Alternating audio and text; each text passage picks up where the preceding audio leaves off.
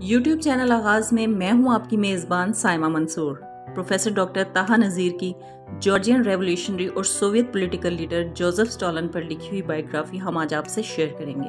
तो आइए आगाज़ करते हैं अपनी आज की इस वीडियो का और जानते हैं जोसेफ स्टॉलिन के बारे में। गुलाम खानदान से ताल्लुक़ रखने वाला गरीब मोची बाप और काम करने वाली माँ का बेटा, जो दुनिया की अजीम रूसी सल्तनत USSR का वज़ीर आज़म और अपनी कौम का रहनुमा बन गया।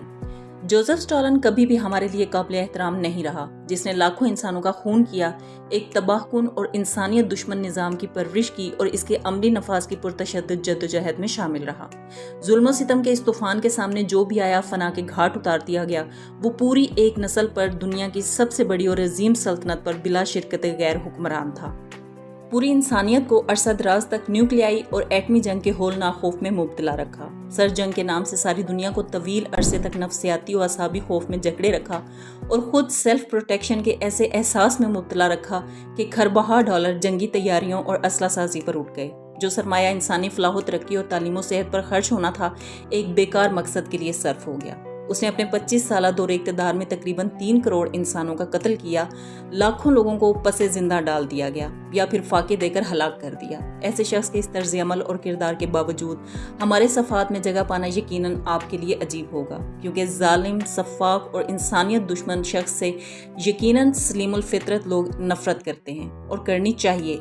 लेकिन वो जैसा और जो भी था, हमें तस्लीम करना पड़ेगा कि स्टॉलिन एक गरीब और गुलाम खानदान में परवरिश पाने वाला बेकस नौजवान था, जो ज़िंदगी के बुनियादी वसाइल तक से महरूम और कम दर्जे की समाजी हैसियत का हामिल था, मगर अपनी अय्याराना सोच, आला जहानत और मेहनत और जाफिशानी से तारीख़ी इंसानी में अपना एक नाम और मुकाम नक्श कर गया है। वो यकीनन एक तवील अरसे तक इंसानी अजहान से महब नहीं हो सकेगा और कराइन कहते हैं कि वो तवील अरसे तक अपने मुतफरक शख्सी और इज्तमाई असरात के साथ बिलवास्ता या बिलावास्ता मौजूए सुखन रहेगा। जोसेफ स्टॉलिन का असल नाम आयोसेफ विसारियोनोविच था। 1879 में रूसी सूबा जॉर्जिया के कस्बा गोरी में पैदा हुआ, जो उस सूबे के दारुल हुकूमत तिफ्लिस के करीब वाक़ है। उसकी मादरी ज़ुबान जॉर्जियन थी। बाद में उसने रशियन भी सीख ली थी, जिसे वो जॉर्जियन लहजे में बोलता था। स्टॉलिन के बाप का नाम विसारियन जोसोल्जी था, जो गुलाम खानदान से ताल्लुक़ रखता था और पेशे के एतबार से मोची था। वो तबीयत का सख्त और दुरुस्त था।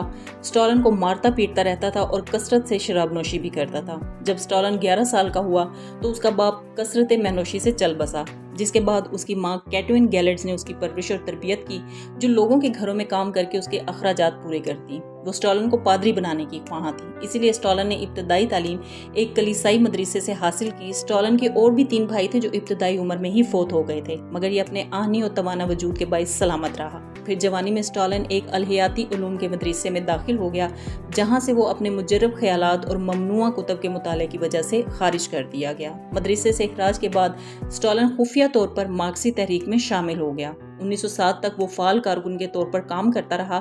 इस दौरान कुछ अरसा वो तिफ्लिस के मुशाहिदाती इदारे में क्लर्क भर्ती हो गया। 1908 में उसे हुकूमत मुखालिफ नजरियात और सरगर्मियों के बाइस कैद कर दिया गया। 1912 और 13 में वो लेनिन के साथ जिला वतन रहा। इसी दौर में उसकी सख्त मिजाजी और जिस्मानी मजबूती को देखते हुए लेनिन ने उसे स्टॉलिन यानी आहनी इंसान का खिताब दिया था और बाद के दौर में वो इसी नाम से मारूफ हो गया।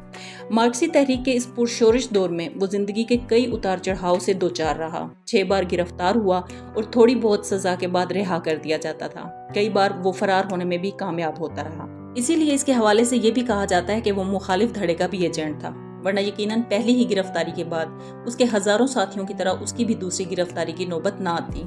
उसका 1917 के इनकलाब में भी कोई नुमाया अमली किरदार ना था, मगर रफ्ता रफ्ता अपनी इंतजामी सलाहियतों और जहानत के बाइस वो 1922 में कम्युनिस्ट पार्टी का जनरल सेक्रेटरी बन गया। मगर लेनिन तब तक उसकी सख्त मिजाजी से खाइफ था।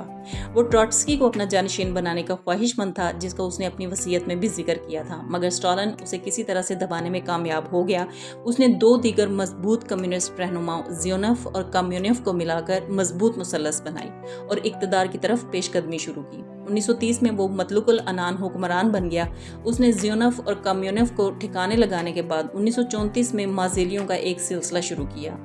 इनकलाब के सरकर्दा रहनुमाओं और अपने हम असर काबिल ज़िक्र शख्सियात को रस्ते के कांटों की तरह चुन चुन कर अलग कर दिया गया या हमेशा के लिए खामोश कर दिया गया। हत्ता कि अपने इस इकदाम के जवाज़ के लिए उसने अपने एक वज़ीर सरगाई क्रोफ को भी खुफिया कत्ल कराने में कोई यार महसूस न किया। 1939 में उसने हिटलर से अदम जहरीत का मुआहदा करने के चंद ही दिनों बाद पोलैंड पर हमला करके अपने तयशुदा इलाके पर कब्जा कर लिया। फिर लिटोविया, इस्टोनिया, लिथुआनिया, रोमानिया और फिनलैंड पर यके बाद दीगर कब्जा कर लिया, जिसके लिए नाजी हमलों के खदशात का बोंगा जवाब भी घड़ लिया गया था। हिटलर की शिकस्त और मुकम्मल जंगबंदी के बाद उसने इन इलाकों को आज़ाद न किया। यूगोस्लाविया के हुक्मरान ने सियासी दूरअंदेशी से इश्तराकी निज़ाम हुकूमत का ऐलान करके स्टालिन के जवाब को बेवजन और गैर अहम करके अपने मुल्क को बचा लिया। स्टालिन ने 1904 में एक जॉर्जियन लड़की कैथरीन से शादी की, जो सख्त मजहबी और लतीफ़ एहसासात की हामिल थी, जिससे उसका बेटा जैकब पैदा हुआ और जर्मनी के साथ एक जंग में ही कत्ल हो गया। नाजियों ने उसे जंगी कैदियों के तबादले के लिए इस्तेमाल करना चाहा, मगर स्टालिन ने इनकार कर दिया। बिलाखिर वो कैद ही में हलाक हो गया। कैथरीन की हमनशीनी से स्टालिन खुद एतराफ़ करता था कि वो ज़िंदगी में पहली और आखिरी बार इंसानी मोहब्बत के लतीफ़ जज्बात से रोशनास हुआ, जो 1907 में उसकी मौत के साथ ही ख़त्म हो गए। 1919 में उसने दोबारा शादी की, जिसने 1932 में खुदकुशी कर ली, और उसकी इस दूसरी बीवी के हवाले से जान खुलासी के लिए कत्ल करने का भी कहा जाता है। स्टालिन का दूसरा बेटा रूसी फ़ज़ाइया में अफसर था, जो अपने दादा की पैरवी करते हुए कसरत मैनोशी से हलाक हो गया। उसकी बेटी स्वेतलाना अमरीका फ़रार हो गई और वहाँ सियासी पनाह हासिल कर ली। इससे इस सफ़ाक शख्स के मज़ालिम का अंदाज़ा किया जा सकता है कि दुनिया के सबसे बड़ी सल्तनत के मतलुकुल अनान हुक्मरान की बेटी अपनी तमाम तर सियासी और समाजी शान शौकत को छोड़कर एक मामूली से अमरीकी बाशिंदे के म्यार ज़िंदगी को बेहतर तस्वुर करती है।